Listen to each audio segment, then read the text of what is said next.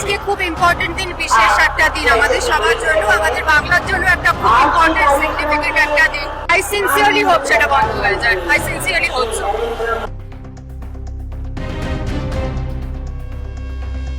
পায়েল সরকার, কিন্তু তার গলায় আজ কোনো সৌজন্যের সুর নেই, আছে দীর্ঘদিনের জমে থাকা অগ্নিকুণ্ড।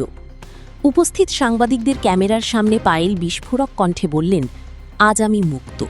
আজকে খুব ইম্পর্টেন্ট দিন, বিশেষ একটা দিন আমাদের সবার জন্য।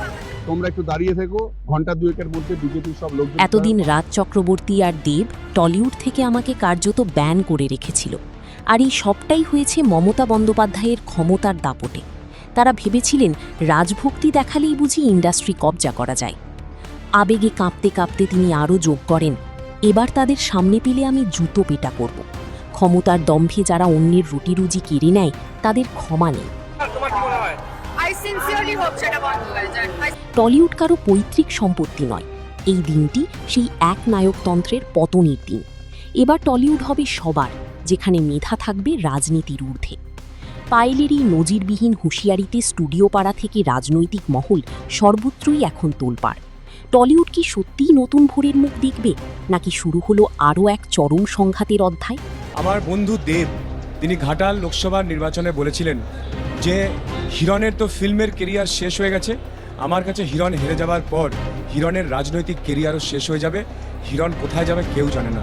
যারা আমাদের পশ্চিমবঙ্গের ভোটার, যারা আমাদের পশ্চিমবঙ্গের জনসাধারণ, তাদের হাতেই আমার ভাগ্য। আমার ভাগ্য দেবের হাতে ছিল না।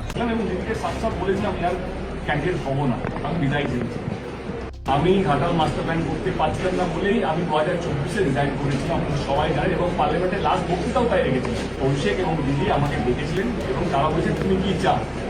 আমি আর মিথ্যে কথা বলতে পারবো না ঘাটাল মাস্টার প্ল্যান নিয়ে। তখনই দিদি বলে, অভিষেকও বলে, ঘাটাল মাস্টার প্ল্যান যদি রাজ্য সরকার করে। আমি তখন বলেছিলাম যে আমার মনে হয় এটা যেভাবে রাজনীতি হয়, কথা দিয়ে আবার ভুলি ভালিয়ে আমাকে পটিয়ে আবার দলে নিয়ে আসবে, আর তারপরে দেখালো হলো। দেব বাংলা সিনেমার জনপ্রিয় নায়ক, যিনি একসময় তৃণমূলের সাংসদও ছিলেন।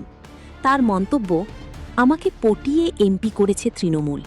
দিদি মমতা ব্যানার্জি এবং অভিষেক ভুল বুঝিয়ে রাজনীতিতে ঢুকিয়েছে, এখন বাংলায় চরম বিতর্কের জন্ম দিয়েছে। তখনই দিদি বলে, অভিষেকও বলে, ঘাটাল মাস্টার প্ল্যান যদি রাজ্য সরকার করে। আমি তখন বলেছিলাম যে আমার মনে হয় এটা যেভাবে রাজনীতি হয়, কথা দিয়ে আমরা ভুলি ভালিয়ে আমাকে পটিয়ে আবার দলে নিয়ে আসবে, আর তারপরে দেখালো হলো। দেব জানিয়েছেন যে অভিনয় জগতে সুপ্রতিষ্ঠিত হওয়ার পর তিনি রাজনীতিতে যোগ দিতে রাজি ছিলেন না, কিন্তু মমতা ব্যানার্জি এবং অভিষেক বন্দ্যোপাধ্যায় তার সাথে কথা বলে তাকে এমনভাবে বোঝান যে তিনি মনে করেন তার রাজনীতিতে আসা দরকার। তিনি বলেছেন যে তাকে এমন একটি ভূমিকা পালনের আশ্বাস দেওয়া হয়েছিল যেখানে তিনি সমাজের উন্নয়নের জন্য কাজ করতে পারবেন। আমার প্রথম বক্তৃতাও ছিল ঘাটাল মাস্টার প্ল্যান নিয়ে, যেটা বাংলায় বলেছিলাম, এবং দিদির শেষ কথা রেখেছিলাম পার্লামেন্টে, সেটাও কিন্তু ঘাটাল মাস্টার প্ল্যান নিয়ে রেখেছিলাম, এবং দিদিকে সাফ সাফ বলেছিলাম ইয়ার ক্যান্ডিডেট হবো না, আমি বিদায় দিয়েছিলাম। কিন্তু শেষ পর্যন্ত তিনি অনুভব করেছেন যে তার সাথে কেবল অভিনয় করা হয়েছিল।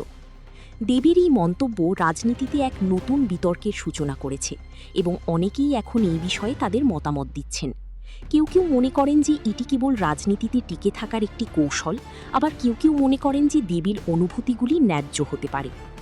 এই মন্তব্যগুলি আগামী নির্বাচনের ফলাফলকে প্রভাবিত করতে পারে বলে আশঙ্কা করা হচ্ছে।